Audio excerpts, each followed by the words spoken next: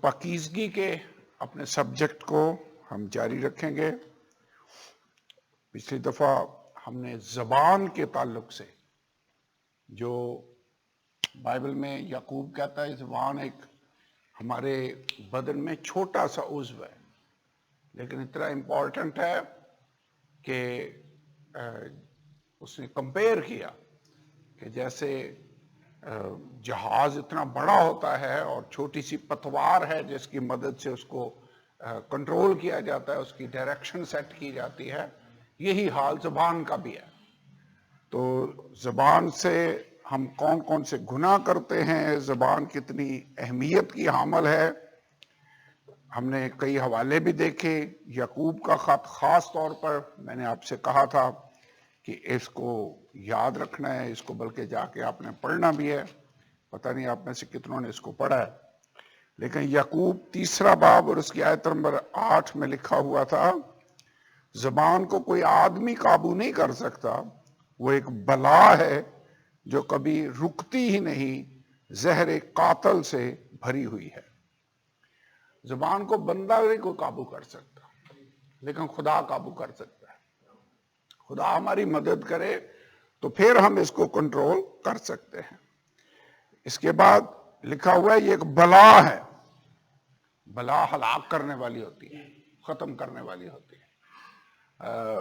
زبان، اس کا مطلب ہے لوگوں کو زخموں سے آپ زبان سے آپ لوگوں کو زخمی کر سکتے ہیں۔ کئی دفعہ کہا جاتا ہے کہ بدن کے زخم تو مٹ جاتے ہیں، زبان سے لگا ہوا زخم مٹتا نہیں ہے۔ لکھا وہ زہر قاتل سے بھری ہوئی ہے۔ اس کا مطلب زبان سے ایسے الفاظ، زہریلے الفاظ نکل سکتے ہیں جو اوروں کو مارنے کا باعث بن سکتے ہیں۔ بائبل میں 1 باب اور اس کی 27ویں آیت بلکہ 26ویں آیت لکھا ہے، اگر کوئی اپنے آپ کو دیندار سمجھے اور اپنی زبان کو لگام نہ دے بلکہ اپنے آپ کو دھوکہ دے تو اس کی دینداری باطل ہے۔ دیندار آپ ہیں، اگر ہم دیندار ہیں تو ہمیں اپنی زبان کو لگام دینی ہوگی۔ اگر ہم زبان کو لگام نہیں دیں گے تو ہماری پھر دینداری باطل ہے، ہمارا دعویٰ جھوٹا ہے۔ زبان کے بارے میں کئی حوالہ جات ہم نے پڑھے، آخر میں ہم نے دعا بھی کی کہ میرے دل کا خیال اور میرے منہ کا کلام تیرے حضور میں مقبول ہے، یہ ہم نے دعا بھی کی تھی۔ کئی بہت ساری آیتیں تھیں جن کو ہم نے پڑھا، لیکن مین چیز وہ یہ تھی کہ جو دل کے اندر بھرا ہے وہی زبان پر آتا ہے۔ زبان اگر ہماری صحیح نہیں ہے تو اس کا مطلب یہ ہے کہ پرابلم اندر ہے جس کو چینج ہونے کی اور بدلنے کی ضرورت ہے۔ شاید یہی وجہ ہے کہ خدا نے غیر زبانوں کو پاک روح کی معموری کا نشان ہونے کے لیے مقرر کیا ہے۔ آپ کو یاد ہوگا ہم نے جھوٹ کے بارے میں تفصیل کے ساتھ دیکھا۔ جھوٹے کہاں پر جائیں گے؟ تو اپنے پڑوسی کے خلاف جھوٹی گواہی نہ دینا، اور سب جھوٹوں کا حصہ آگ اور گندک سے جلنے والی جھیل میں ہوگا۔ 6 چیزیں ہیں جن سے خدا کو نفرت ہے، 7 ہیں جن سے وہ کراہت کرتا ہے، اور ان میں سے ایک کون سی تھی؟ جھوٹی زبان۔ جھوٹی زبان، اونچی آنکھیں، جو جھوٹا گواہ ہے وہ بے سزا نہ چھوٹے گا۔ ہم نے امثال 19ویں باب کی 5ویں آیت بھی دیکھی۔ تو زبور 15 کی 4تھی آیت میں ہم نے یہ پڑھا کہ قسم کھا کر ہم نے پھرنا نہیں ہے، وعدہ کر کے بے شک کھا ہمیں اس کے لیے نقصان ہی کیوں نہ اٹھانا پڑے۔ پھر ہم نے ایک اور بات پر بھی غور کیا تھا کہ کیا کسی بھی وجہ سے جان بچانے کے لیے جھوٹ بولنا درست ہوگا؟ ہم نے 2-3 ایگزامپلز بائبل میں جو کئی دفعہ لوگ کوٹ کرتے ہیں ان کو بھی ڈیٹیل سے دیکھا کہ راب فاشا نے جھوٹ بولا، لیکن اس کا یہ مطلب نہیں کہ صحیح تھا، اٹ واز رانگ۔ پھر ابراہیم نے جھوٹ بولا 2 دفعہ، اس کا مطلب یہ نہیں کہ اس نے صحیح کیا، بلکہ اس کی وجہ سے وہ بہت بڑی تباہی سے بچ گیا۔ پھر ہم نے ایک اور آیت بھی دیکھی تھی متی 12واں باب اس کی 36ویں اور 37ویں آیت کہ جو کوئی نکمی بات لوگ کہیں گے عدالت کے دن اس کا حساب دیں گے. اپنی باتوں ہی کے سبب سے تو راست باز ٹھہرایا جائے گا اور باتوں ہی کے سبب سے مجرم ٹھہرایا جائے گا, قصوروار ٹھہرایا جائے گا. سو باتیں بڑی امپورٹنٹ ہیں, ہمارے منہ سے کیا نکلتا ہے. ایک آیت ہم نے یہ بھی دیکھی تھی کہ تمہارا کلام ایسا پرفضل اور نمکین ہو. ہمارے منہ سے جو باتیں نکلیں وہ اوروں کی ترقی کے لیے باتیں ہونی چاہیے, فضل والی باتیں ہونی چاہیے. یہ تو تھا زبان کی اہمیت اور جھوٹ کے بارے میں ہم نے چند باتیں دیکھی. اس کے بعد ہم نے ایک اور چیز بھی دیکھی. آج کافی ساری باتیں ہیں جن کو ہم نے کور کرنا ہے, لیکن ایک بات تھی, یہ بھی لکھا ہوا ہے بائبل مقدس میں کہ کوئی جو فلتھی کمیونیکیشن جس کو کہتے ہیں, گندی گفتگو, بائبل میں لکھا ہوا ہے افسیوں کے خط میں اور کلسیوں کے خط میں. یہ آیت پڑھ لیں کیا لکھا ہے. یہ میں سوچتا ہوں ہماری دہرائی ہونی چاہیے اس کے بارے میں. افسیوں 4 باب کی 29ویں آیت, یہ ہم نے پڑھا تھا لیکن اس کو پھر پڑھتے ہیں. آپ پڑھیں کیا لکھا ہے. کوئی گندی بات تمہارے منہ سے نہ. اس کا مطلب ہم جو گندے مذاق ہیں وہ بھی نہیں کر سکتے, گندے لطیفے بھی نہیں سنا سکتے, اور نہ سننے ہی چاہیے.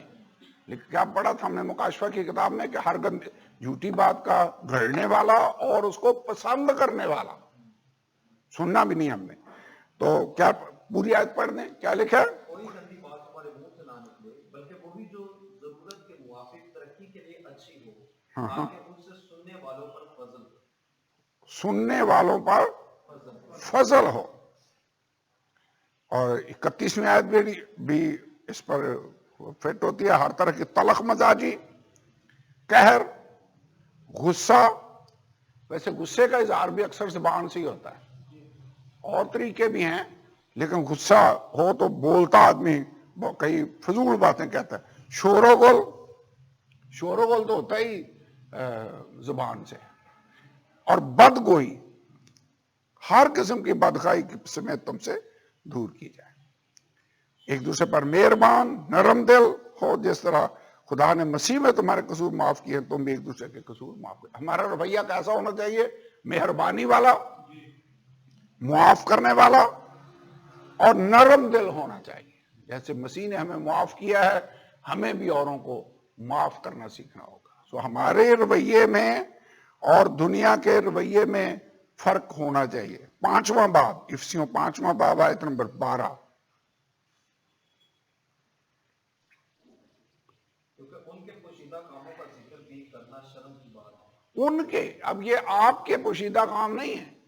دنیا کے کئی لوگ ہیں جو چھپ چھپا کر ایسے کام کرتے ہیں, اور ہمارے لیے ان کا ذکر کرنا بھی صحیح نہیں. اس کا مطلب ہماری زبان سے جو دنیا کے لوگ کام کرتے ہیں ان کا مینشن بھی نہیں ہونا چاہیے, ان کا ذکر بھی نہیں ہونا چاہیے.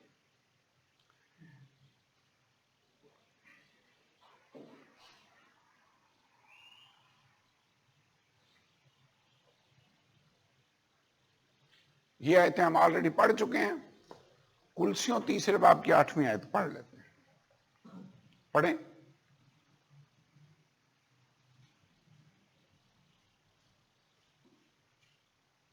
کیا ہوا ہے اورنگزیب جان, طبیعت, سر میں درد. اچھا اچھا. کلسیوں 3 باب کی 8 آیت پڑھیں. لیکن اب تم بھی ان سب کو یعنی غصہ اور قہر اور بدگوئی اور منہ سے گالی بکنا چھوڑ دو. غصہ, کون سی باتیں ہم نے چھوڑنی ہے. یہ میں صرف ہولینس کا سبجیکٹ ہی نہیں پڑھانے کی کوشش کر رہا. میری خواہش یہ ہے کہ ہم پاک بن بھی جائیں. ہماری زندگی سے کن باتوں کو ہم نے دور کرنا ہوگا؟ نمبر 1 غصہ، نمبر 2 قہر۔ قہر میں اور غصے میں کیا فرق ہے؟ قہر میرے خیال میں تھوڑا سا شدید غصہ ہے، قہر سے بھر جانا، غصے سے بھر جانا، غضب سے بھر جانا۔ بدخواہی یعنی بولنا تو دور کی بات، ہم نے برا چاہنا بھی نہیں ہے، بدخواہی بھی نہیں کرنی۔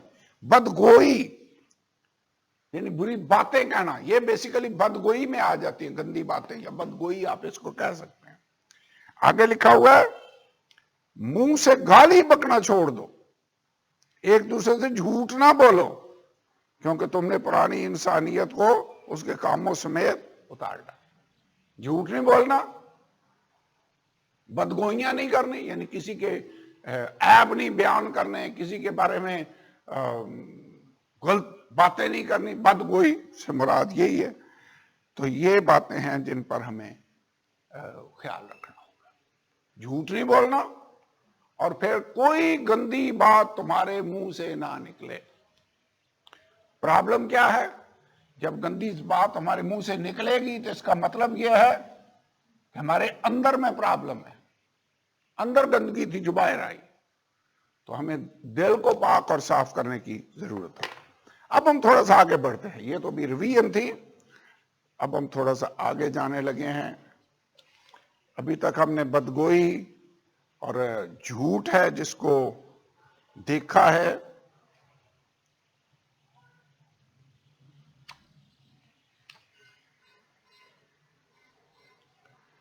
امثال 26واں باب،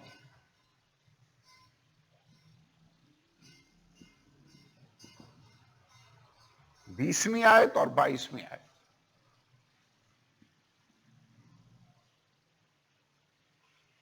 پڑھیں، پھر اس کے اوپر لکھتے ہیں کہ ہے کیا یہ۔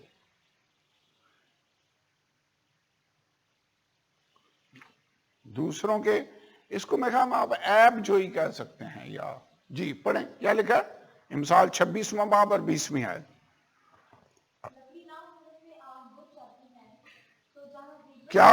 کیا نہ ہونے سے آگ بجھ جاتی ہے؟ ہاں، لکڑی نہ ہو تو فیول ہی نہیں ہوگا تو آگ تو خود بخود ہی بجھ جانی ہے۔ آگے جہاں پر غیبت کرنے والا ہی نہیں، وہاں پر جھگڑا ختم ہو جائے گا، سمجھ لیں اس کو تیل ہی نہیں ملا۔ سو غیبت گوئی، غیبت کا مطلب ہے کسی کے عیب بیان کرنا، غیبت۔ اس کو بدگوئی بھی آپ کہہ سکتے ہیں۔ ویسے کسی کے عیب بیان کرنا، غیبت۔ 22ویں آیت۔ غیبت گوئی کی باتیں لذیذ نوالے ہیں اور وہ خوب ہضم ہو جاتی ہیں۔ اب کسی کی برائی بیان کرنا، بتانا کہ وہ چرچ میں فلاں ممبر کا پتہ ہے اس نے یہ کام کیا، اب آپ بیسیکلی اس کی برائی کر رہے ہیں، بیان کر رہے ہیں، اور کر رہے ہیں کسی تیسرے شخص کے آگے۔ تو کلام کیا کہتا ہے کہ غیبت جو ہے یہ ایسے ہے جیسے لذیذ نوالے ہیں۔ ایک میں لوگوں کی پوشیدہ باتیں، پرسنل باتیں کوئی آپ کو بتائے تو آپ کو وہ بڑی پسند آئیں گی، ایسے ہے جیسے مزیدار کھانا آپ کھا رہے ہیں، لذیذ نوالے ہیں اور ہضم بھی خوب ہو جاتے ہیں، لوگ بڑا پسند کریں گے۔ لیکن کیا ہمیں ایسا کرنا چاہیے؟ نہیں۔ اس کی ریزن کیا ہے؟ اس کی ریزن یہ ہے کہ لکھا جہاں غیبت نہیں، غیبت کو نہیں، وہاں پر جھگڑے موقوف ہو جاتے ہیں، ایسے جیسے اوپر ایندھن نہیں ڈالا گیا، اوپر لکڑی نہیں رکھی گئی۔ اس کا مطلب یہ ہے کہ غیبت جو ہے اوروں کی برائیاں بیان کرنے سے جھگڑے بڑھتے ہیں۔ تو ہمیں جھگڑے بڑھانے والے بننا چاہیے یا جھگڑے ختم کرنے والے بننا چاہیے؟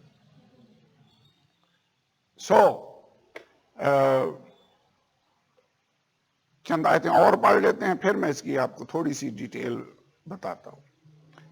تیتس 3 باب اور 2 آیت۔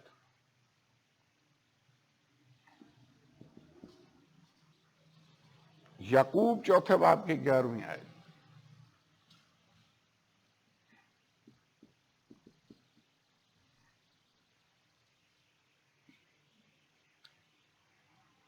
جی 3:2 میں کیا لکھا ہے؟ کسی کی بدگوئی نہ کریں، تکراری نہ ہو، بلکہ نرم مزاج ہوں اور سب آدمی کے ساتھ کمال علمی سے پیش. کسی کی بھی بدگوئی ہم نے نہیں کرنی. یعقوب چوتھے باب کی 11 آیت میں کیا لکھا ہے؟ اے بھائیو، ایک دوسرے کی بدگوئی نہ کرے، اور جو اپنے بھائی کی بدگوئی کرتا یا اپنے بھائی پر الزام لگاتا ہے وہ شریعت کی بدگوئی کرتا اور شریعت پر الزام لگاتا ہے. ہم نے ایک دوسرے کی غیبت یا بدگوئی نہیں کرنی. اور اگر کوئی شریعت پر الزام لگاتا ہے تو شریعت پر عمل کرنے والا نہیں بلکہ اس پر حاکم ٹھہرا. بس اتنا کافی ہے. ہم نے دوسرے بھائی کی بدگوئی نہیں کرنی. زبور نمبر 101 اور اس کی 5ویں آیت.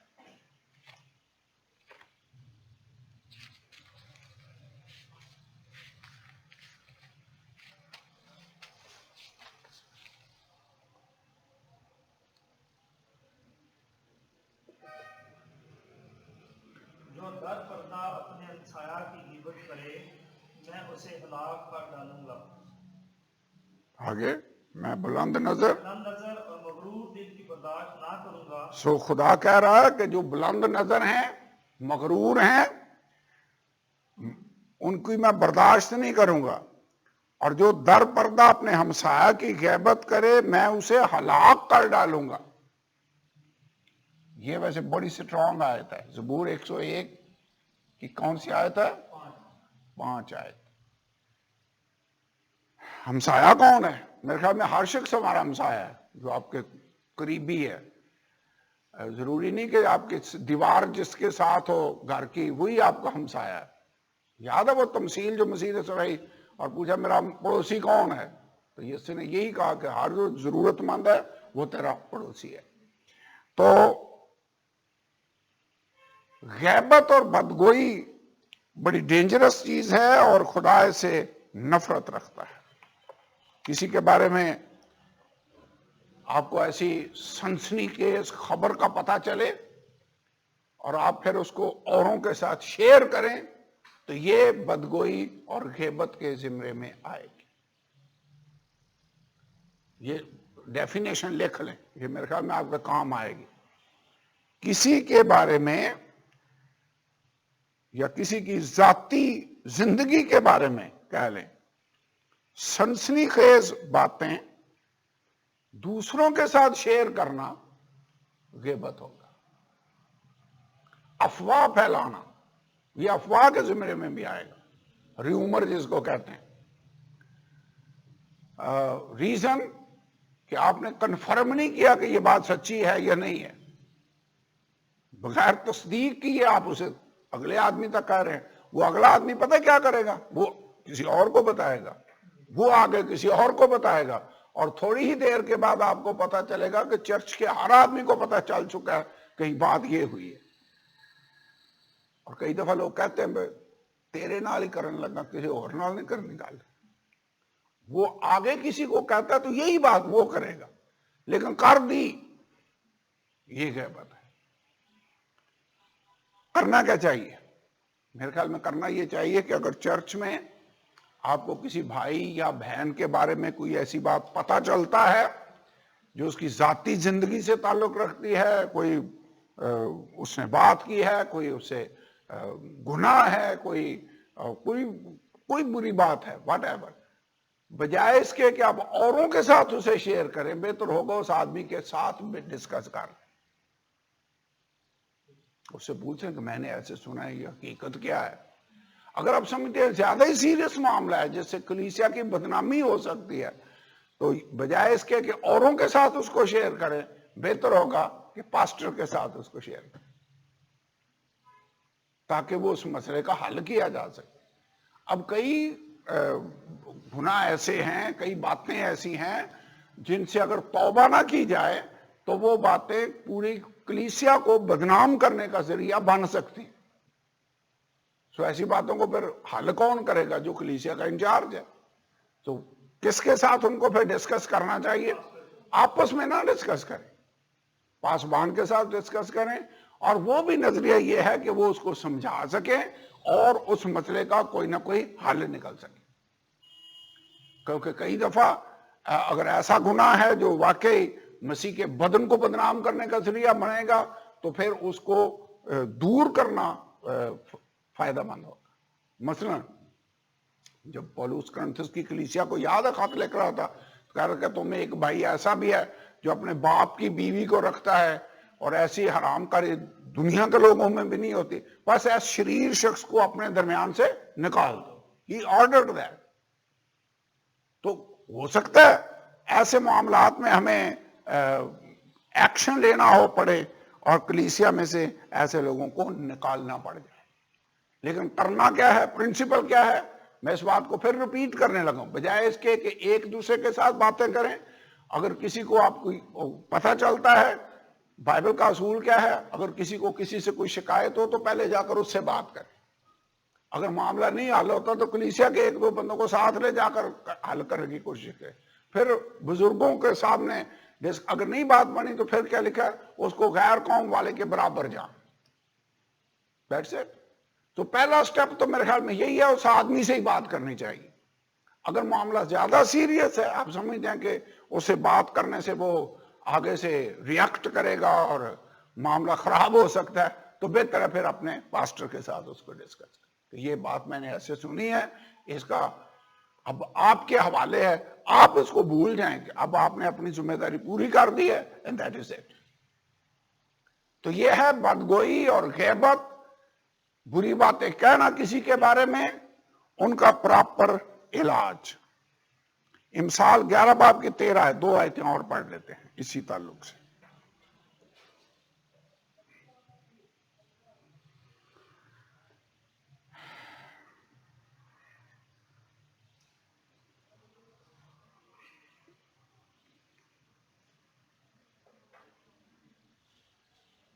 جی امثال 11 باب کی 13 آیت پڑھیں.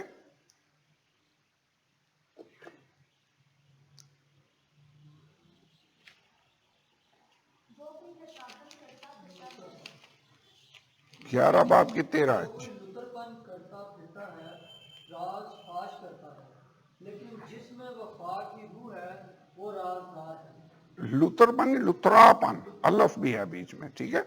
لطراپن کا مطلب یہی ہے کہ بات ادھر سے ادھر پہنچانا اور ادھر سے ادھر کرنا، ٹیل بیئرنگ اس کو انگریزی میں کہا گیا. چگلی، یعنی جو لطراپن کرتا پھرتا ہے وہ راز فاش کرتا ہے، یعنی اس کے پاس کوئی بات سیکرٹ رہے گی نہیں، وہ اسے دوسروں کے ساتھ شیئر کرے گا. لیکن جس میں وفا کی روح ہے وہ رازدار ہے. لیکن وفا والا بندہ راز کو راز ہی رکھے گا، وہ ساری پبلک کے سامنے اس کو شیئر نہیں کرے گا. 17 باب کی 9 آئے. جی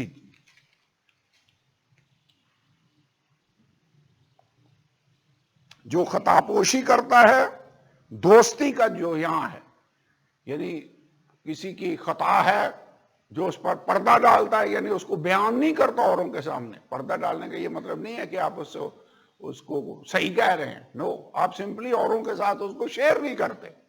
غلط بات تو غلط ہے، لیکن آپ اس کو خطا پوشی کرتے ہیں. تو وہ دوستی کا جو یہاں ہے، پر جو ایسی بات کو بار بار چھیڑتا ہے دوستوں میں جدائی ڈالتا ہے.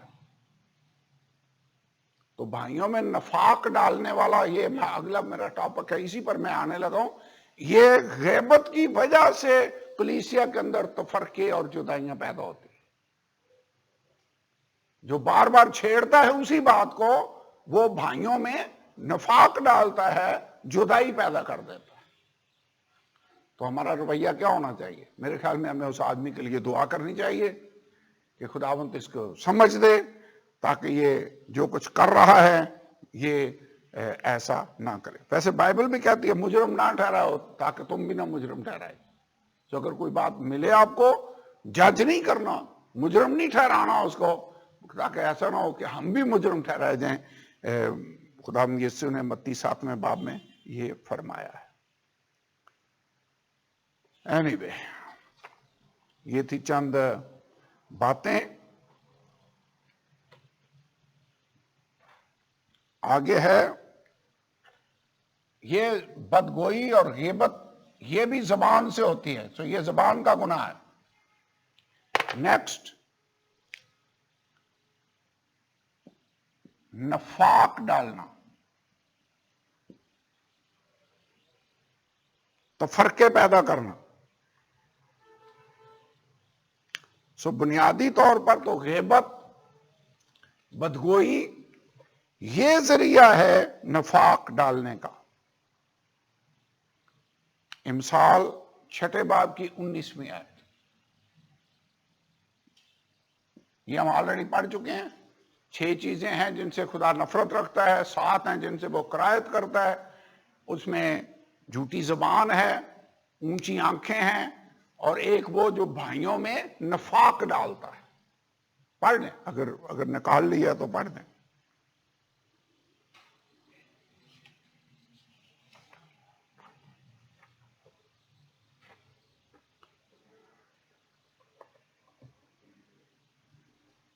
جی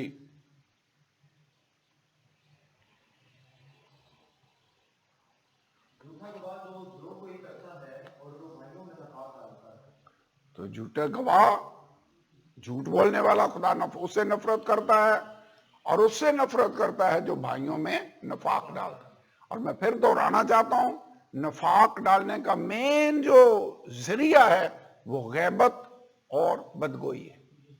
جب ہم ایک دوسرے کی برائیاں بیان کریں گے، بیٹھ کر اوروں کو ڈسکس کریں گے، تو پھر اس سے تفرقے اور جدائیاں مسیح کے بدن میں پیدا ہوتی ہیں.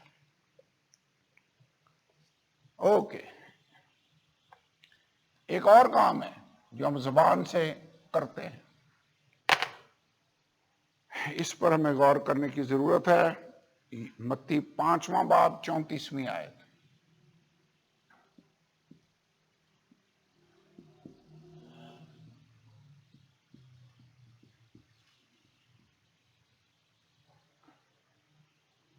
جی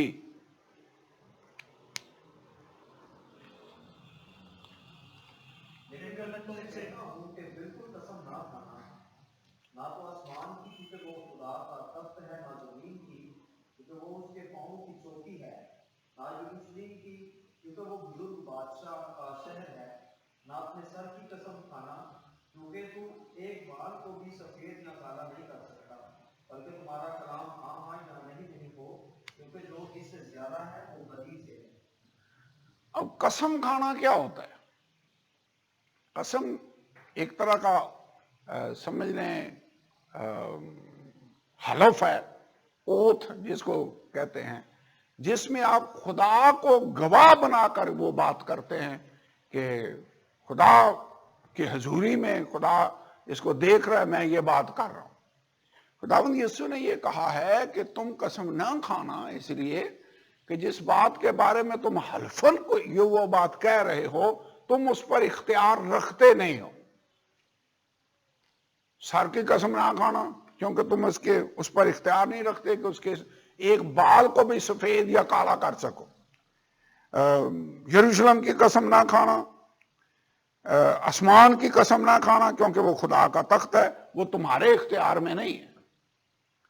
تو اس کا مطلب یہ ہے کہ قسم تو آپ کھا نہیں سکتے، خدا کو گواہ بنا کر حلفاً نہیں کہہ سکتے. اس کی بجائے ہمارا رویہ یہ ہونا چاہیے کہ اگر کوئی بات ہم کہتے ہیں ہاں، تو اس کا مطلب ہونا چاہیے کہ ہاں، یعنی ہماری جو بات ہے وہی ایسی حلفیہ بیان کی طرح ہی ہونی چاہیے کہ اگر ہاں کہہ دی ہے تو اس کا مطلب ہاں ہے. ضروری نہیں کہ آپ قسم کھا کر یہ کہیں. اب خدا ہے جس کے بارے میں لکھا ہوا ہے کہ اس نے جب کسی کو دوسرے کو بڑا نہ پایا تو اپنی ہی ذات کی قسم اس نے کھائی ہے کہ میں اپنے بات سے پھروں گا نہیں.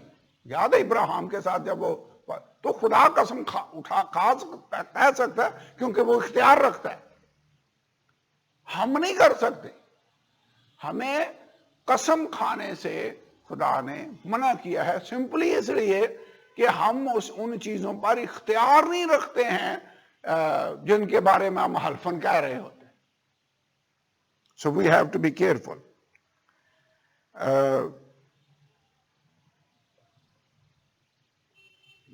پانچواں باب یعقوب 5:12. اس میں کیا لکھا ہے؟ پڑھیں. مگر اے بھائیو، سب سے بڑھ کر یہ ہے کہ قسم نہ کھاؤ نہ آسمان کی نہ زمین نہ کسی اور چیز کی، بلکہ ہاں کی جگہ ہاں کرو اور نہیں کی جگہ نہیں، تاکہ خدا کے لائق نہ ہو. سو یعقوب نے بھی بیسیکلی وہی بات کی ہے کہ ہاں کی جگہ تمہیں ہاں کہنی ہے، یعنی بیچ میں قسم کو لانے کی آپ کو ضرورت نہیں ہے.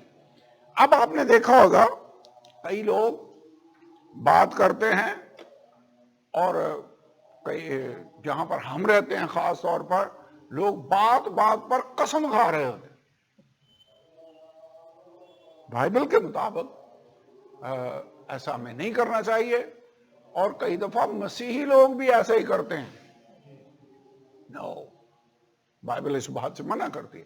اس کا مطلب ہمیں جو بھی بات ہم نے کرنی ہے اگر وہ صحیح ہے تو ہم کہیں گے okay this is the way it is, یہ ہے بات، ہاں کی جگہ ہاں اور نہ کی جگہ نہ. یعقوب نے بھی یہی بات کی، خداوند یسوع نے بھی یہی بات کی ہے کہ تم قسم نہیں کھانی، تمہارا کلام ہاں کی جگہ ہاں اور نہیں کی جگہ نہیں. جو اس سے زیادہ ہے، اگر تمہیں ضرورت پڑ رہی ہے کہ قسم کھا کر کسی کو یقین دلاؤ تو اس کا مطلب ہے وہ بات صحیح نہیں ہے. کلیئر ہے؟ جن باتوں کے بارے میں آیتیں بڑی کلیئر لکھی ہوئی ہیں ان کے بارے میں ہمیں اتنا تفصیل میں جانے کی ضرورت نہیں ہے. اوکے، اب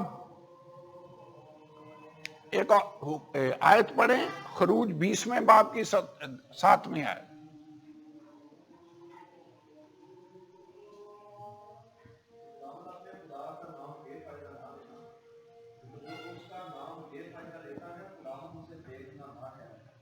خدا کا نام ہم نے بے فائدہ نہیں لینا. ایسے ہی بلا وجہ ہی ہم نے اگر خدا کا نام لینا ہے، میں آپ کو یہ بات بتانا چاہتا ہوں، خدا کا نام ہمیں دعا میں لینے کی ضرورت ہے. خدا کا نام ہمیں پرستش کرتے ہوئے لینے کی ضرورت ہے. خدا کا نام ہمیں حمد و ثنا کرتے ہوئے لینے کی ضرورت ہے. ایسے ہی باتوں میں خدا کا نام بیچ میں لانا میرے خیال میں صحیح نہیں ہوگا. اور اس کے لیے بہت ساری آیتیں ہیں، بہت سارے حوالہ جات ہیں. پہلے ہم ان کو پڑھ لیتے ہیں. ملاکی 3 باب اور 16ویں آیت. ویسے جو خدا کے نام کا ذکر کرتے ہیں، خدا کے نام کو پکارتے ہیں، ان کے لیے برکت کا وعدہ کیا گیا ہے. پڑھیں گے آیت. خدا سے اس نے آپس میں گفتگو کی اور خدا نے متوجہ ہو کر سنا ان کے لیے جو خدا سے ڈرتے ہیں اور جس کے نام کو یاد کرتے ہیں اس کی حضور یادگار. سو خدا کے نام کا ذکر کرنا باعث برکت ہے، لیکن کب؟ جب آپ اس کے حضور میں بیٹھے ہیں، اس کے نام کو پکار رہے ہیں، دعا کر رہے ہیں، اس کے نام کو سربلند کر رہے ہیں، اس وقت خدا کے نام کو اگر آپ یوز کرتے ہیں، لیتے ہیں، تو یہ باعث برکت ہے. خدا کے حضور آپ کا نام ریکارڈ میں آ جاتا ہے. جو اس کا نام لیتے ہیں ان کے لیے اس کے حضور میں یادگار کا دفتر لکھا گیا. خدا ترسوں نے آپس میں گفتگو کی، خدا نے متوجہ ہو کر سنا، اور جو اس کے نام کا ذکر کرتے ہیں ان کے لیے خدا کی برکت ہے. لیکن جو خدا کا نام بے فائدہ لیتے ہیں ان سے خدا نے منع کیا.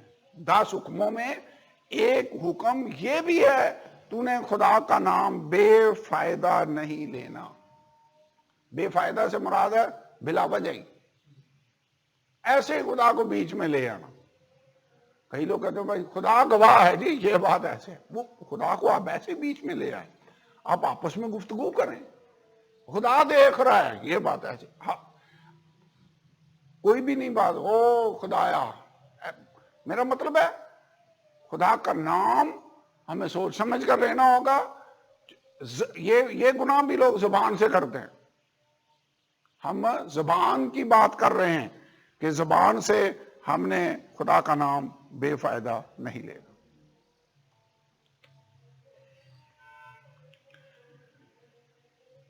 یہودیوں سے آپ لیسن حاصل کر سکتے ہیں.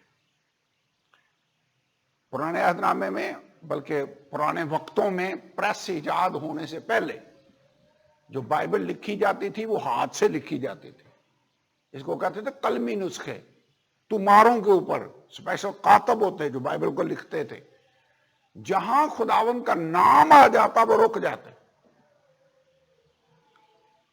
کئی دفعہ تو لوگ میں نے پڑھا ہے کہ اٹھ کر جا کر نہاتے اور نیا پین لیتے اور اس کے ساتھ خداوند کا نام لکھتے.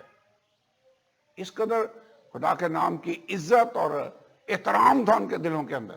اور یہوہ نام لکھنے کی بجائے انہوں نے شارٹ JHVH لکھنا شروع کر دیا. پورا یہوہ بھی نہیں ڈالتے تھے. اور کئی جگہوں پر یہوہ کی جگہ انہوں نے لارڈ کا لفظ استعمال کرنا شروع کر دیا. کیوریوس وہ لکھتے, اس کا مطلب خدا کا نام ہوتا. خدا کا نام یہوہ تھا. اس قدر وہ اس حکم کی تابع داری میں تھے کہ خدا کا نام بے فائدہ ہم کہیں نہ لے لیں, ایسے ہی نہ ہو جائے. خدا کا نام لینا تو احترام کے ساتھ ہم اس کا نام, کیونکہ جس ہستی سے آپ محبت رکھتے ہیں اس کا نام بھی آپ احترام سے ہی لیں گے. ویسے حکموں میں پہلا حکم کون سا؟ تم خداوند اپنے خدا سے اپنے سارے دل, ساری جان, ساری طاقت, ساری عقل سے محبت رکھنی ہے, اور اپنے پڑوسی سے اپنی مانند محبت رکھنی ہے. سو خدا سے ہم اگر پیار کرتے ہیں تو پھر اس کا نام ایسے عادتاً ہی ہم نہیں لیتے رہیں گے, بلکہ اسپیشل عزت کے ساتھ, احترام کے ساتھ ہم خدا کا نام لیں گے. اوکے, زبان سے ایک اور کام بھی ہے. تو یہ بات لکھ لیں ایک جملہ کہ یہودیوں سے ہم سبق حاصل کر سکتے ہیں اس معاملے میں کہ وہ خدا کا نام بے فائدہ نہیں لیتے تھے, اور لکھتے ہوئے بھی وہ کس قدر احترام کا مظاہرہ کرتے تھے.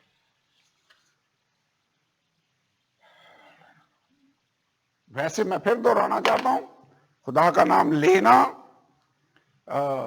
عزت کے ساتھ, احترام کے ساتھ, دعا میں, پرستش میں, حمد و ثنا میں لینا چاہیے, کیونکہ ملاکی میں وہ آیت ہم نے پڑھی ہے, لیکن بے فائدہ ہم خدا کا نام نہیں لیں گے.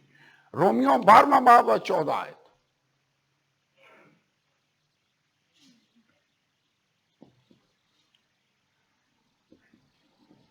یہ بھی زبان سے ہی آپ کرتے ہیں, لعنت کرنا کسی پر.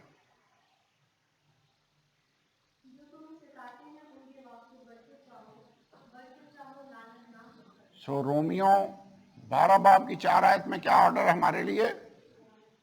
اگر کوئی ستاتا بھی ہے تو ان کے لیے کیا کرنا ہے؟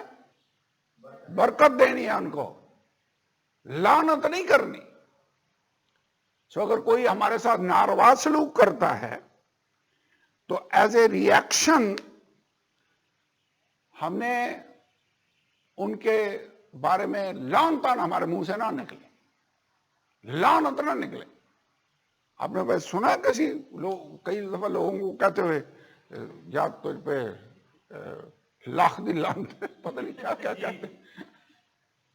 ایک آدمی اس کو کہہ رہا تھا کہ پہلے تو لاکھ کی لعنت آتی تھی, آج کا وہ بھی مہنگی ہوگی. تو میرا مطلب یہ ہے بات کرنے کا, وہ یہ مذاق میں بات وہ لوگ کرتے ہیں, لیکن یہ غلط بات ہے. خدا کے کلام کے مطابق ہم کسی کے لیے لعنت نہیں چاہ سکتے, بھی حکم ہے خدا کا. ایک آیت اور پڑھیں, متی 5 باب 44 آیت.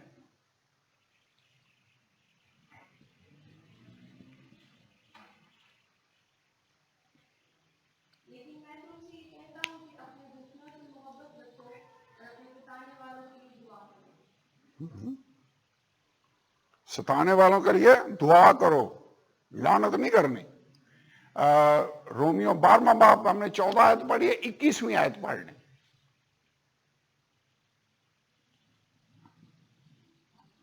बारहवां बाब 14 आयत पढ़ी हमने, तो 21वीं आयत भी पढ़ ली। सो बदी अगर हमारे साथ कोई करता है तो हमने बदी का जवाब बदी से देना होगा? नो। कहता बदी तुम पर गालिब ना है, बदी से मगलूब ना हो, बल्कि नेकी के जरिया से बदी पर गालिब हो। इसका मतलब क्या है? क्या कोई हम पर लान तान करे तो हमने उसके लिए बरकत चाहनी, सताने वालों के लिए दुआ करो। याकूब 3 बाब और 10 आयत।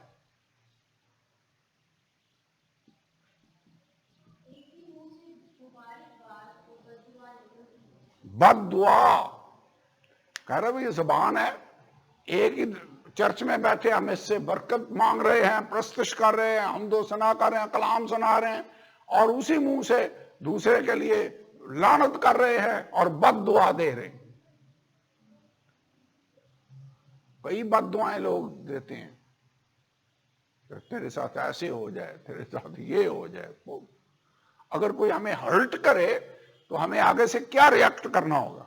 उसके लिए बुरा चाहना होगा। बदखाही या बद दुआ ये हम नहीं कर सकते। अब कई लोगों ने, कई खादमों ने खुदा के कलाम में से ये समझ लिया है कि अगर कोई हमारे साथ ज्यादती करे तो हमारे पास अथॉरिटी है कि हम उस पर लानत कर सकते हैं। वैसे कर सकते हैं? वेल, मेरे साथ पढ़ें अमाल की किताब 13वां बाब 10 से 11 आयत।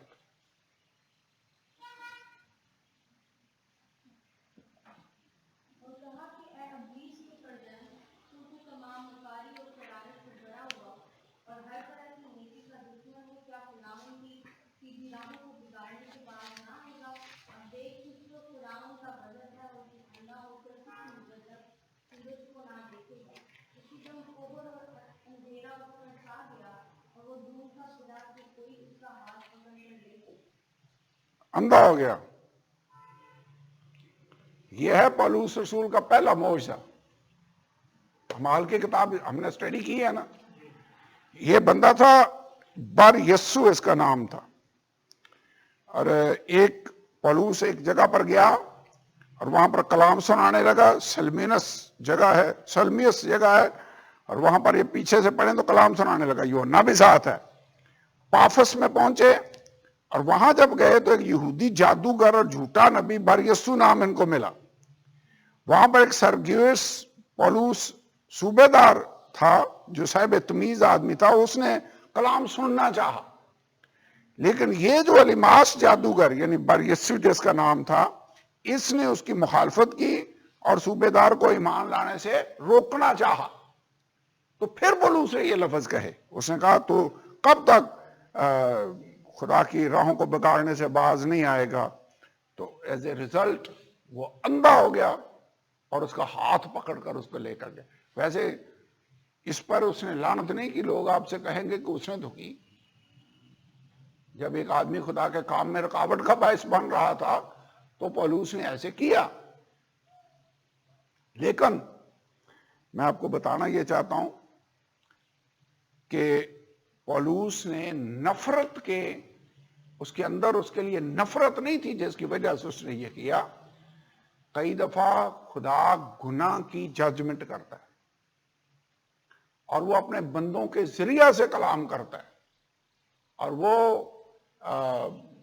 इंतकामी रूह में आकर वो बात नहीं कर रहे होते, बल्कि खुदा का रूह उनके वसीला से बोल रहा है, और उस वक्त वो अपने तौर पर नहीं बल्कि खुदा के चैनल बनकर, खुदा का जरिया बनकर बोल रहे होते। ये जो लानत करने वाली बात है, ये मेरे ख्याल में बदले वाली रूह और इंतकामी रूह है, जिसके नतीजा में हम आगे से लान तान करें और बुरा भला कहें और किसी को लानत दें, बद दुआ दें। ऐसी बात नहीं है। یہاں پر اس سچویشن کے اندر میرے خیال میں خدا نے کلام کیا اور پولوس کے وسیلہ سے اس نے ججمنٹ کا اعلان کیا. خدا ویسے کئی جگہوں پر پہلے بھی ججمنٹ کر چکا ہے، ججمنٹ کرتا ہے. مثلا آپ کو یاد ہوگا ایک دفعہ موسیٰ کے خلاف کورا اور ان لوگوں نے بغاوت کی، اور وہ خدا نے کہا کہ میں ڈیسائیڈ کروں گا کہ ان کو میں نے چنا ہے. اور موسیٰ نے کہا، اس نے کہا اگر تو یہ لوگ کورا اور اس کی فیملی، اس نے کہا اپنے آپ کو ان کے خیموں سے پیچھے کر لو، اگر یہ لوگ ویسی ہی موت مریں جو سب لوگوں پر آتی ہے تو خدا نے میری معرفت کلام ہی نہیں کیا. تو اگر خدا کو کرشمہ دکھائے تو تم جان لو کہ انہوں نے یہ کام، اور زمین پھٹی اور وہ نیچے گر گئے. میرے خیال میں موسیٰ بدلے کی روح میں نہیں تھا. موسیٰ جب لوگ گناہ کرتے تھے یا بغاوت کرتے تھے تو موسیٰ ان کے لیے دعا کرتا تھا. آپ کو یاد ہے ایک دفعہ ہارون اور مریم نے موسیٰ کی مخالفت کی، اور ایز اے رزلٹ خدا نے وہاں پر بھی ججمنٹ کی اور مریم کوڑی ہو گئی پورا ہفتہ. وہیں پر وہ رکے رہے. بعد میں موسیٰ اس کے لیے دعا کر رہا تھا کہ خداوند اس کو ایسے جیسے اس کا آدھا مرا ہوا جسم میں ایسے نہ رہنے دے بلکہ اس کو معاف کر. موسیٰ نے ان کے لیے دعا کی، خدا نے اس کو پھر سے شفا دے دی. تو اس کا مطلب ہے موسیٰ نے جو بات کی وہ خدا کے نبی ہونے کی حیثیت سے اس نے بات کی، خدا نے اس کے ذریعہ سے کلام کیا، لیکن بیسیکلی یہ انتقامی روح یا رویہ نہیں تھا جس کا اظہار ہو رہا. بات سمجھ میں آ رہی ہے؟ سو یہاں پر ایک اور ایگزامپل دیکھ لیں. یہ تو ہے الیماس جادوگر. دوسری ایگزامپل ہے حنانیہ اور سفیرہ.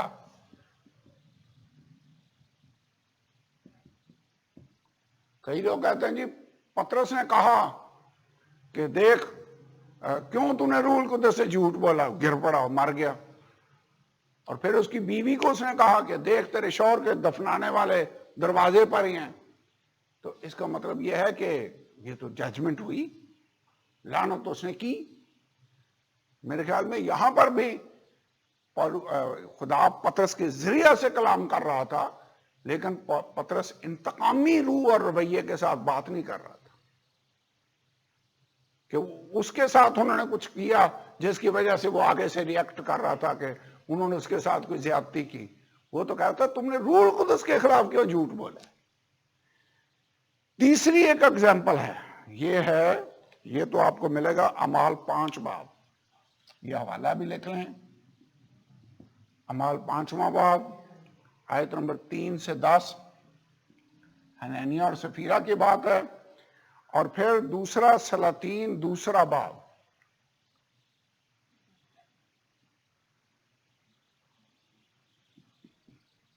دوسرا باب 23 اور 24 میں آئے. یہاں پر الیشا نبی ہے. ہوا یہ کہ الیشا تھا گنجا، بچے نکلے. کون سا شہر تھا؟ بیتل.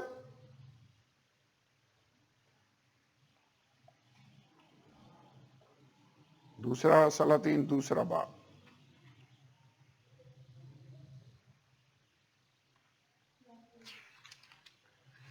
یہاں سے بچے نکلے اور وہ الیشا کا مذاق اڑانے لگے اور اسے کہنے لگے، چڑھا کر کہنے لگے، اے گنجے سر والے چڑھا چلا جا، اے گنجے سر والے. اس نے پیچھے نظر کی اور ان کو دیکھا اور خداوند کا نام لے کر ان پر لعنت کی. سو بن میں سے 2 ریچھنیاں نکلیں، انہوں نے ان میں سے 42 بچے پھاڑ ڈالے. وہاں سے وہ کوہ کرمل کو گیا، پھر وہاں سے سامریا کو لوٹ آئے. اب یہاں پر پھر خدا ججمنٹ کر رہا ہے. اور ویسے تو خدا کے لوگوں کے ساتھ بڑی بڑی زیادتیاں ہوئیں. مثال کے طور پر پولوس اور سیلاس کو बैंत मारे गए, कपड़े उनके फाड़ दिए, उनके पांव काठ में ठोंक दिए, अंदर जेल में बंद कर दिया, उन्होंने आगे से लान तान की और बददुआएं दी उनको। वो तो आधी रात को प्रस्तुत कर रहे और गीत गा रहे थे। और ये पौलुस वही है जिसने यहां पर रोमियो 12 बाब की 14 आयत में लिखा है कि लानत ना करो बल्कि बरकत चाहो। तो ये कैसे मुमकिन है कि पौलुस खुद लानत करे, जिसने ये ऑर्डर लिखा हुआ है, ये हुक्म दिया है? वो लानत नहीं कर रहा था, लेकिन अगर किसी मौके पर खुदा का रूह आपके वसीला से कलाम करे और जजमेंट का कलाम हो, और जैसे मूसा ने कहा कि जमीन अभी फटेगी और ये जमीन के अंदर चले जाएंगे, तो ये खुदा का नबी होने की हैसियत से खुदा उनको इस्तेमाल कर रहा है और वो बोल रहे हैं। मेरे ख्याल में पतरस भी खुदा के रूह से मामूर होकर उसने ये बात की है, खुदा का नबी होते हुए खुदा ने उसके वसीला से कलाम किया। पौलुस ने अगर यहां पर यह बात की है कि तू तो अंधा होकर थोड़ी मुद्दत तक सूरज को नहीं देखेगा, तो खुदा के रूह की हदायत में उसने ये जो खुदा ने कहा उसने वो कह दिया। That's it. ये यानी इस लान तान के जिम्मे में नहीं आएगा। कोई आदमी कहे देखें जी अलीशा ने भी तो लानत की ना, हम नहीं कर सकते। कई लोग कहते हैं हम खैर न्यू टेस्टामेंट में हम ये कर, नो, न्यू टेस्टामेंट में आप ये नहीं कर सकते। उसकी रीजन ये है कि खुदावंद यीशु ने क्लियरली ये कहा है लानत ना करो बल्कि बरकत चाहो। हम लानत कर सकते हैं? कसम खा सकते हैं? नो। बदगोई और गैबत कर सकते हैं? नहीं कर सकते। ओके,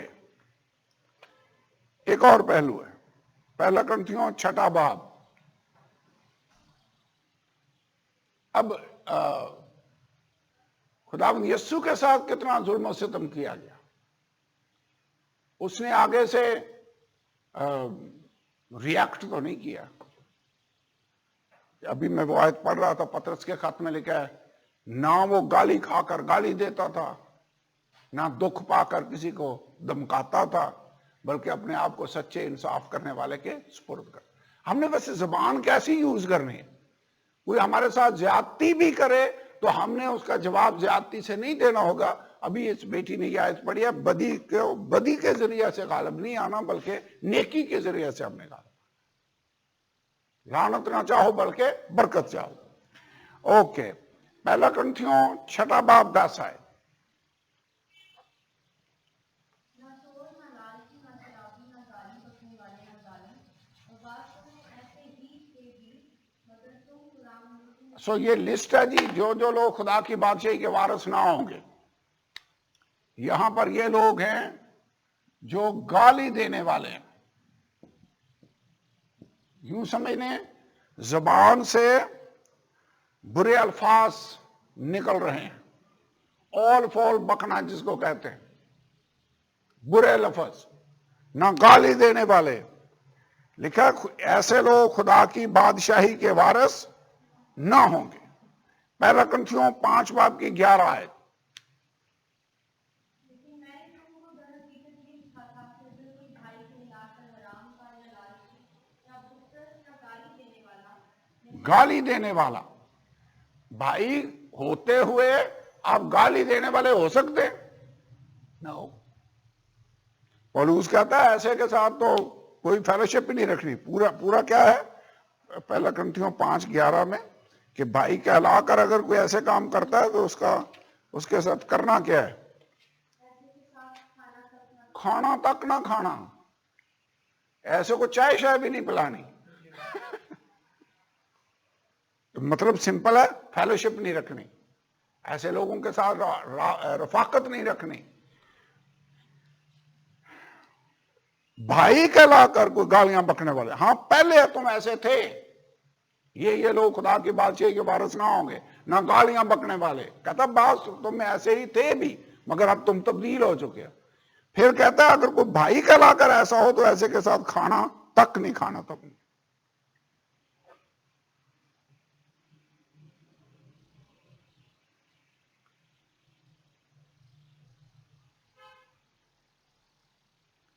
अब पहला कुरिन्थियों 4 बाब की 12 आयत।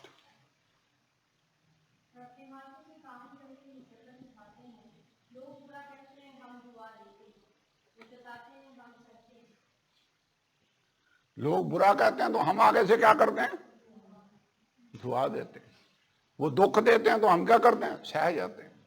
وہ لوگ گالیاں بھی دیتے ہوں گے, لوگ لعن طعن بھی کرتے ہوں گے, لیکن لعن طعن کا جواب مسیح کے لوگ لعن طعن کے ساتھ اور بد دعاؤں کے ساتھ اور گالی گلوچ کے ساتھ نہیں دے سکتے. میرے خیال میں ہمارا یہ طریقہ کار نہیں ہے. اچھا ایک بات ہے, جو پرانی نیچر ہے نا ہمارے اندر, وہ چاہے گی کہ ہم بھی ویسے ریئیکٹ کریں جیسے ہمارے ساتھ ہو رہا ہے. ہمارا دل چاہے گا. ایک آدمی تھا جس لڑ پڑا کوئی دوسرے کے تھا, اس نے کہا اگر میں نے توبہ نہ کی ہوتی تو میں نے تیرا سر پھاڑ دینا تھا. میرا دل یہ چاہ رہا ہے کہ میں تیرا سر پھاڑ دیتا, یہ تبلا ہی میں نے تیرے سر میں مارنا تھا. تو مطلب یہ کہ انسان ہوتے ہوئے آپ کے اندر جو پرانی نیچر ہے وہ تو سر اٹھائے گی. آپ کا دل چاہے گا کہ میں ویسے ریئیکٹ کروں. یہ ہے مطلب جسم کی خواہشوں کا انکار کرنا. یہ ہے مطلب جب بائبل کہتی ہے نا میں اس بدن کو مارتا کوٹتا اور اسے قابو میں رکھتا ہوں. اس کو کہتے ہیں خود ضبطی, اپنے آپ پر سیلف کنٹرول جس کو کہتے ہیں. اپنے آپ جو اپنے جسم پر ضابط ہے وہ اس سے زیادہ مضبوط ہے جو شہر کو فتح کر لیتا ہے. بائبل کے اندر لکھا ہے. یعنی آپ کا دل چاہے گا کہ میں اینٹ کا جواب پتھر سے دوں, لیکن آپ نے کرنا کیا ہے؟ اس گھڑی آپ نے جسم کا انکار کرنا ہے اور روح کی تابعداری کرنی ہے. ان ساری باتوں میں جب آپ پر ظلم و ستم بھی ہو رہے ہو, ہم نے ایسے لمحوں پر برداشت کرنا ہوگی, دعا کرنی ہوگی اور ان کے لیے برکت چاہنی ہوگی. لعن طعن کر سکتے ہیں؟ نہیں کر سکتے. اوکے, ایک حوالہ پڑھیں. پولس رسول تھا, پیشی اس کی ہو رہی تھی, اعمال 23واں باب. اگزامپل ہے پولس رسول کی. اعمال 23واں باب پہلی 5 آیتیں.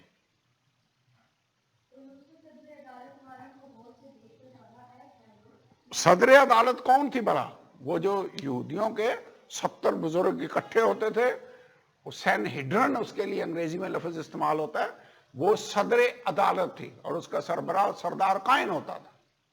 تو صدر عدالت والوں کو اس نے غور سے دیکھا اور پھر میں نے آج تک کمال نیک نیتی سے خدا کے واسطے عمر گزاری ہے.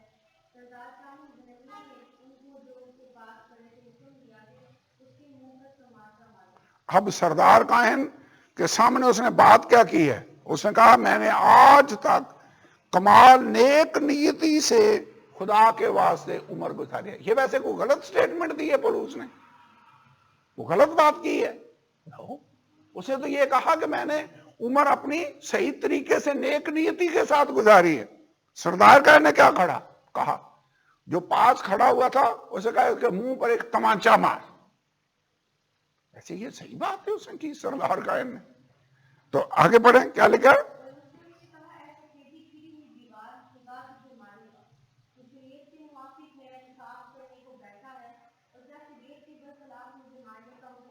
اب پولس نے آگے سے کہا سفیدی پھری ہوئی دیوار خدا تجھے مارے گا کیونکہ تو بیٹھا انصاف کرنے کو ہے اور شریعت کے برخلاف کہتا ہے مجھے مارنے کو حکم دیتا ہے. 4 آیت.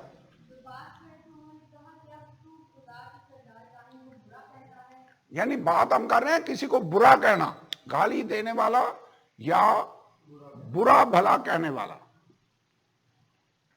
جی کہتا تو خدا کے سردار قائن کو برا کہہ رہا ہے. آگے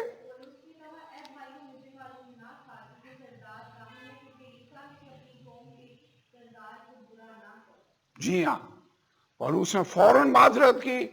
اس نے کہا سوری مجھے پتہ ہی نہیں تھا کہ یہ تو سردار قائن ہے, چونکہ بائبل میں آیت ہے, حوالہ ہے خروج 22واں باب اور 28ویں آیت کا اس نے ریفرنس دیا.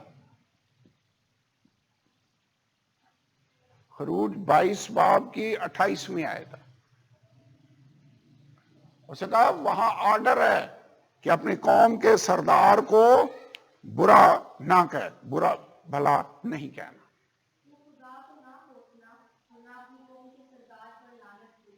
لعنت نہیں بھیجنی.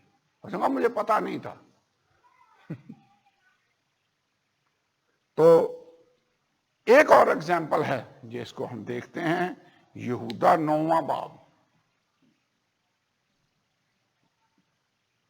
9ویں آیت ہے. باب اس کا ایک ہی ہے، اور یہاں سے لیسن جو ہم نے سیکھنا ہے وہ ہے خدا کا مقرب فرشتہ جس کا نام ہے میکائیل. میکائیل نے ابلیس کے ساتھ بحث کرتے ہوئے، تکرار کرتے ہوئے اس پر لعن طعن نہیں کی، بلکہ یہ کہا خدا تجھے ملامت کرے. پڑھیں کیا لکھا ہے 9ویں آیت.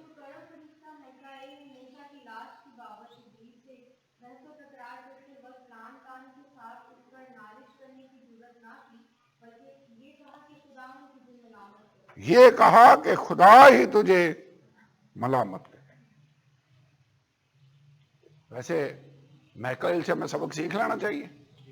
اتنا پاورفل فرشتہ ہے، خدا کا آرک اینجل ہے، لیکن ہوا یہ کہ اس نے لعن طعن نہیں اس پر کی، بلکہ کیا کہا خداوند تجھے ملامت کرے. 10 آیت پڑھیں. لکھا لیکن ہمارے جو لوگ ہیں، یہ لوگ کہتا مگر یہ جن باتوں کو نہیں جانتے ان پر لعن طعن کرتے ہیں. حالانکہ میکائیل کو سب پتا تھا، نالج کے باوجود اس نے ابلیس پر لعن طعن نہیں کی، نالش نہیں کی. کہتا یہ مگر یہ جن باتوں کو نہیں جانتے ان پر لعن طعن کرتے ہیں، اور جن کو بے عقل جانوروں کی طرح طبعی طور پر جانتے ہیں ان میں اپنے آپ کو خراب کرتے ہیں. ویسے ہمیں لعن طعن کرنی چاہیے پھر. میرے خیال میں یہ بڑی زبردست اگزامپل ہے، اور یہ لکھ رہے ہیں کہ میکائیل سے سبق حاصل کریں. یہ ہے بڑی اچھی اگزامپل کہ اس نے اتنی پاور ہونے کے باوجود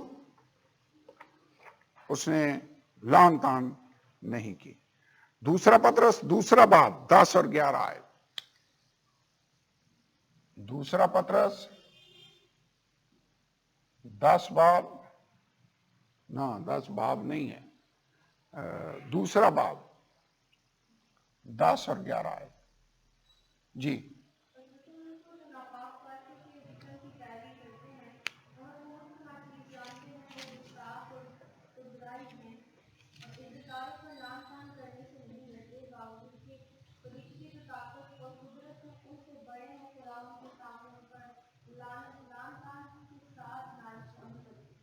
ہاں، فرشتے کہتا ہے ان سے کہیں طاقتور ہیں، لیکن یہ لعن طعن نہیں کرتے. 12 آیت بھی پڑھ دیں، 12ویں آیت بھی پڑھ دیں.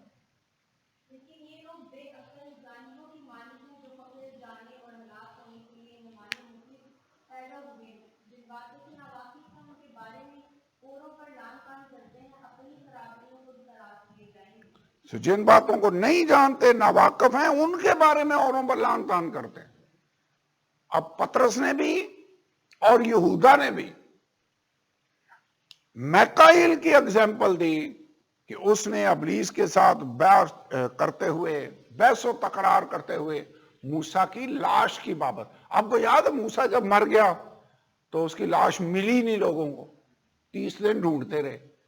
خدا نے انتظام کیا کہ وہ لاش نہ ملے. بائبل میں لکھا خدا نے اس کو دفن کیا. مجھے لگتا ہے خطرہ یہ تھا کہ بنی اسرائیل موسیٰ کی قبر کو پوجنا شروع کر دے گی، تو خدا نے اس کو پوشیدہ رکھا.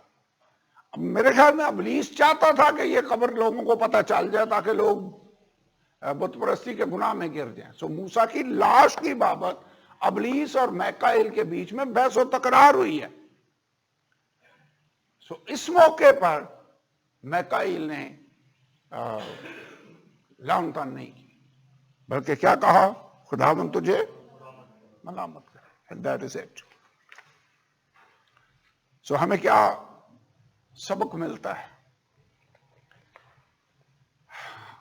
मेरे ख्याल में सबक हमारे लिए ये है कि हमने केयरफुल रहना होगा कि हमारे अंदर से ऐसे अल्फाज निकलें, क्योंकि सोर्स अंदर है।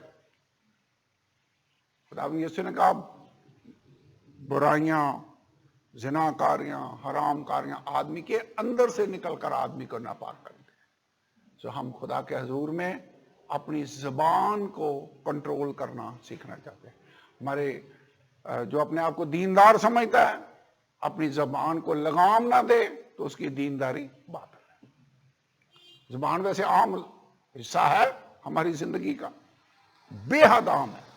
तो आइए दुआ करें, खड़े हों खुदा की हजूरी में, और आज हम ये दुआ करना चाहते हैं कि खुदावंद मेरे मुंह से ऐसे अल्फाज निकले जो औरों की बरकत और भलाई और तरक्की का बायस हो। खुदावंद मैं ऐसी बात नहीं चाहता मेरी जुबान से निकले जो किसी को दुख पहुंचाने का जरिया बने, जो लान तान के जिम्रे में आए, जो खुदा का नाम बेफायदा लेने के जिम्रे में आए।